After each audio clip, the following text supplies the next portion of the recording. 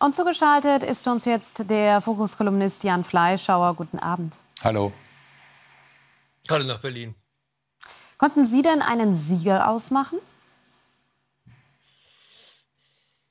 Nicht wirklich. Also da liegt die Schönheit ja mal ein bisschen im Auge des Betrachters. Der Underdog war in dem Fall der Kanzler, der jetzt so gegen den gefühlten neuen Kanzler ansteckend ankämpfen musste.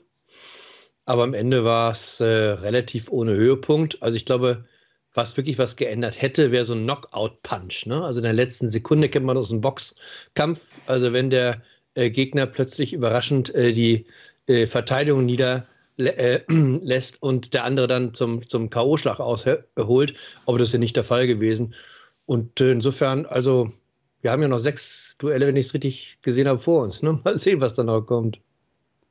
Ja, Olaf Scholz, der zeigte sich ja zeitweise durchaus angriffslustig und auch ungewohnt emotional. Sein Gesichtsausdruck, der war allerdings ein bisschen biestig, würde ich mal sagen. Der Knockout, kann man den vielleicht im letzten Satz beim Kanzler ausmachen, als er gefragt wurde, was er sich für die Zukunft wünscht? Und er sagte dann, weiter so. Das wollen die Bürger ja ganz bestimmt nicht.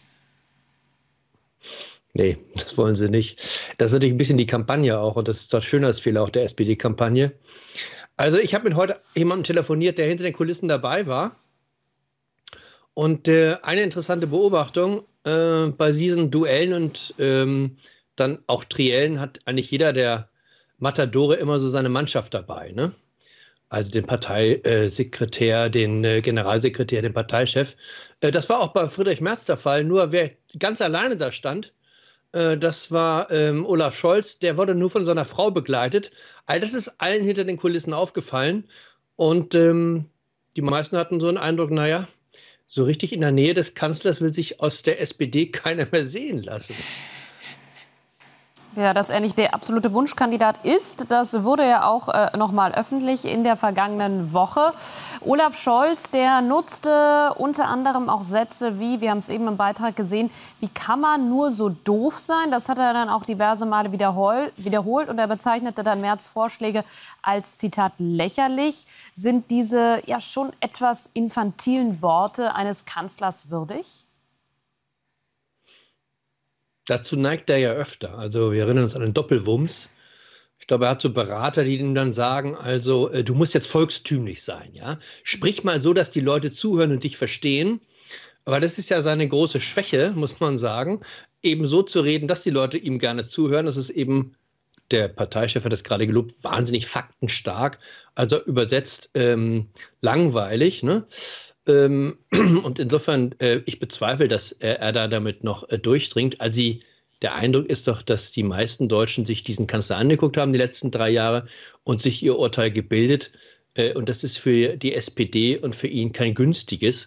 Und ich glaube, bei ihm sickert das auch mittlerweile ein. Also er ist letztes Wochenende bei einer Party aufgetaucht in Berlin, die veranstaltet wurde von dem ehemaligen Schatzmeister der FDP, Herrn Christ. Und nach allem, was ich gehört habe, war er so dünnhäutig, dass eine Reihe von Journalisten dort auch relativ unflätig beschimpft hat.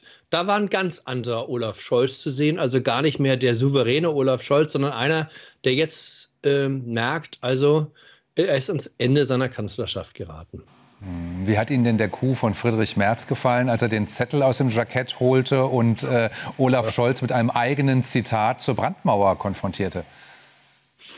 Das war natürlich nicht ganz schlecht. Also die Sache mit dem Zettel war fast ein bisschen unnötig. Aber das war nicht so schauspielerisch ganz schön.